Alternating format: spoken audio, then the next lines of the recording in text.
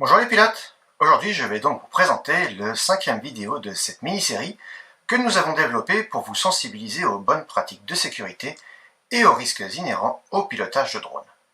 Nous allons voir aujourd'hui comment optimiser la sécurité pendant une mission. Nous avons vu dans l'épisode précédent que le temps de préparation de la mission peut représenter une portion conséquente du temps de la mission en général si l'on compare au temps sur le terrain. Mais une fois sur place, il nous faudra valider toute la préparation et la mise en place de notre planification, toujours dans une seule optique, la sécurité. Allez, c'est parti!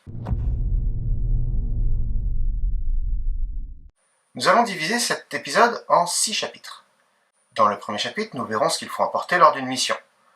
Nous verrons ensuite quoi faire une fois sur place, comment procéder à un décollage sécuritaire, ce qu'il faut surveiller pendant que le drone est en vol, ensuite quelles sont les procédures à suivre lors de l'atterrissage, et enfin, nous ferons un petit détour vers les procédures d'urgence. Que doit-on ou que devrait-on emporter lors d'une mission? Qu'est-ce qui est obligatoire? Qu'est-ce qui est optionnel? La liste que je vais vous donner n'est issue que de mon expérience personnelle, et il va de soi que, si vous voyez qu'il manque des choses, n'hésitez pas à nous les notifier dans les commentaires. Avant de vous donner les réponses, je vais d'abord afficher la liste des choses qui peuvent être utilisées pendant une mission, mais je ne vous indiquerai pas si les choses sont obligatoires ou pas. Je vous invite donc à mettre la vidéo sur pause et à réfléchir sur ce qui est obligatoire et ce qui ne l'est pas. Prenez un papier, un crayon et réfléchissez-y pendant 2 minutes. Nous discuterons ensuite des résultats.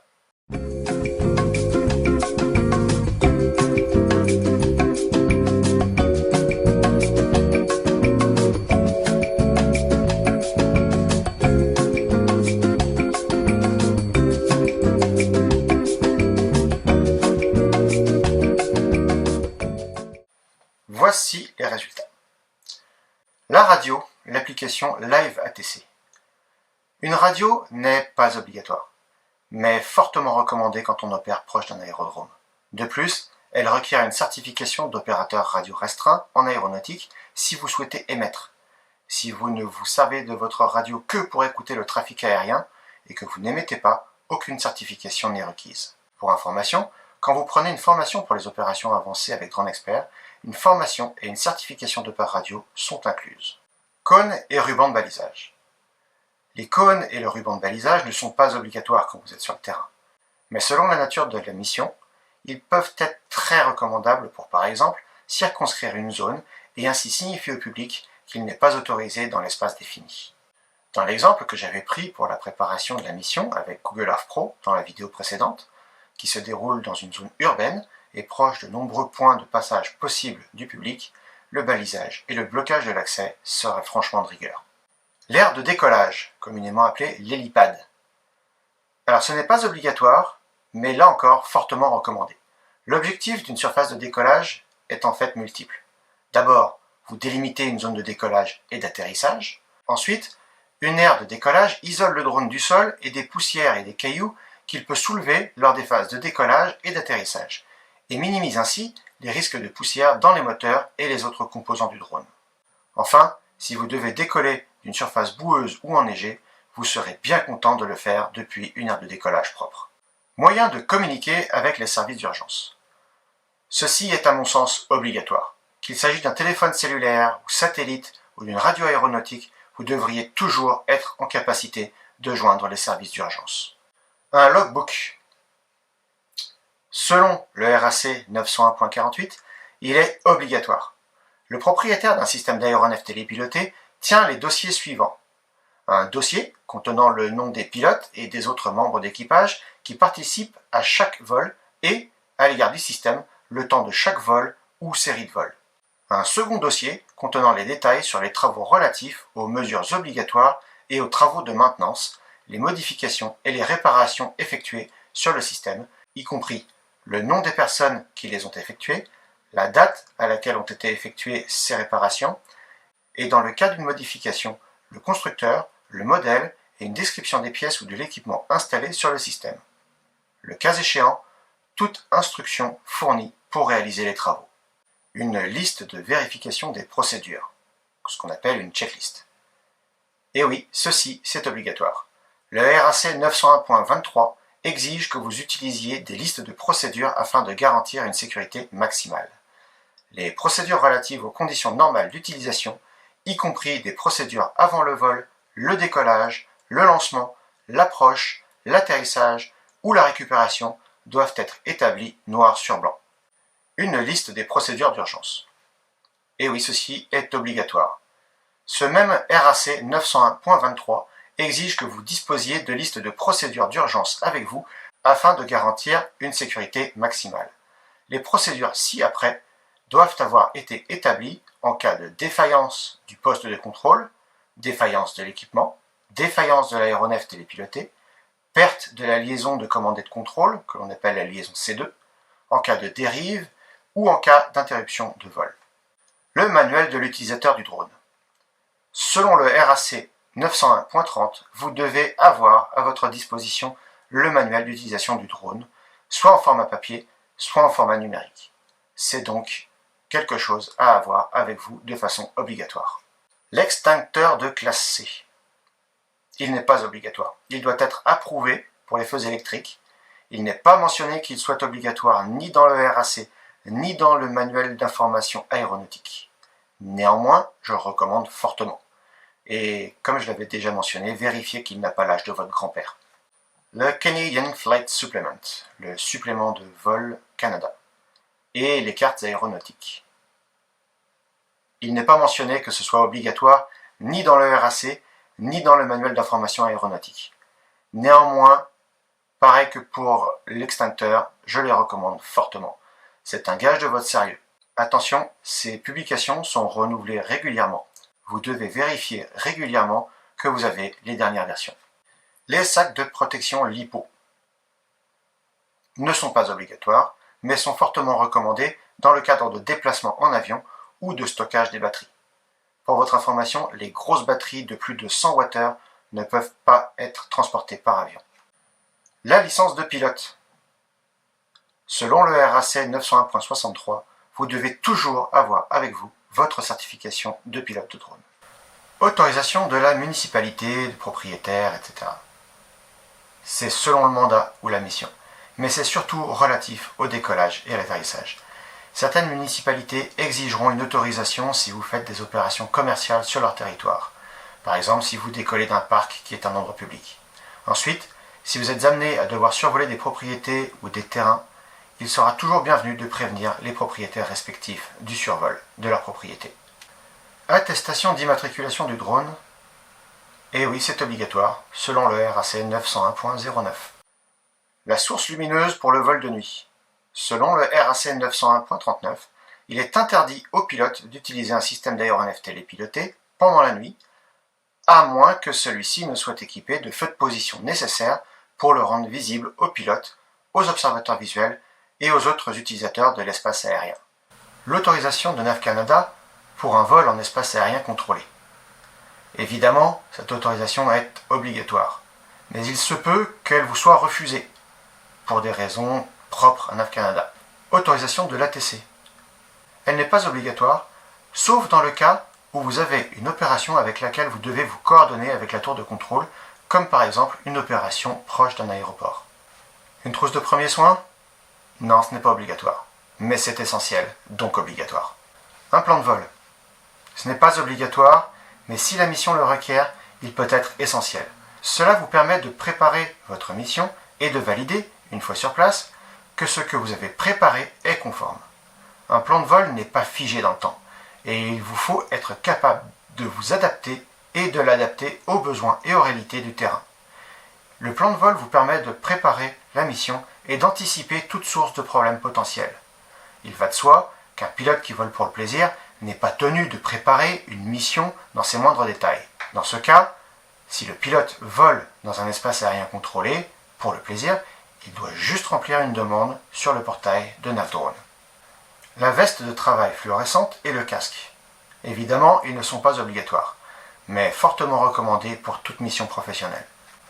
Enfin, l'anémomètre. Évidemment, il n'est pas obligatoire, mais il peut être utile, et en plus, ça ne coûte vraiment pas cher. Que faire une fois sur place? Selon les points du RAC 901.27, 901.28 et 901.29, l'examen des lieux est un requis essentiel pour s'assurer de voler dans les conditions de sécurité optimales. Ainsi, quand vous arrivez sur place, prenez contact avec le client et assurez-vous que tout est OK de son côté pour procéder à la mission. Validez le plan de vol, validez la météo et la compatibilité de la météo avec la mission et votre matériel. Faites un état des lieux de tous les obstacles et risques potentiels sur terre et dans les airs. Vous pouvez ensuite sortir votre matériel, sortir et vérifier les checklists des procédures et des procédures d'urgence. Assurez-vous ensuite que le matériel est valide et fonctionnel pour les besoins de la mission. Assurez-vous que chaque membre de l'équipe connaît son rôle. Enfin, assurez-vous de la disponibilité des mesures d'urgence et du matériel d'urgence à votre proximité. Au final, l'objectif, c'est de veiller à ce que tout soit parfaitement opérationnel au moment du décollage. Au moment du décollage, le RAC 901.33 dit ce qui suit. Avant le décollage, le lancement, l'approche, l'atterrissage ou la récupération, le pilote d'un aéronef télépiloté s'assure de ce qui suit.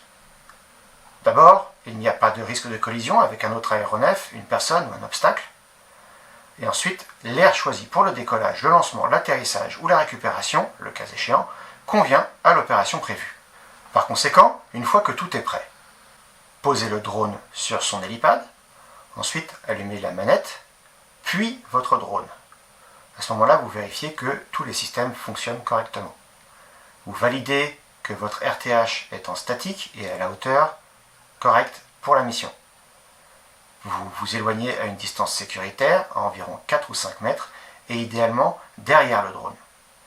Vous mettez votre manette en mode P, vous annoncez l'heure du décollage, vous avertissez votre équipage du décollage, vous allumez les moteurs et faites tourner les hélices, et si tout fonctionne bien, vous décollez et vous vous positionnez à 5 mètres du sol. À ce moment-là, vous vérifiez que le drone répond à toutes les commandes de la manette, et vous pouvez commencer à ce moment-là votre mission. Quand le drone est en vol, il est crucial de garder son drone à vue et de toujours s'assurer qu'il évolue dans un environnement adéquat.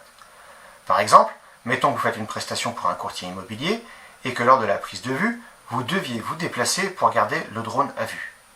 C'est sûr, la première chose que vous allez faire, ça va être de lâcher les joysticks. Le drone reste alors à sa position. Vous vous déplacez pour aller chercher un angle de vue plus dégagé du drone, toujours en le gardant à vue. Et une fois que vous avez trouvé l'angle de vue adéquat, vous reprenez le déplacement du drone et la mission. Les obstacles pour un drone sont nombreux. C'est sûr, les autres aéronefs. Mais les oiseaux, la végétation, le relief, les constructions, les câbles électriques, les poteaux et les pylônes, les tours cellulaires, les zones habitées, les routes, les chemins, et même les personnes qui ne sont pas impliquées dans la mission sont autant d'obstacles que vous devez considérer lors de vos missions. C'est une des principales raisons pour lesquelles je recommande de toujours réaliser une évaluation des lieux et les missions à deux.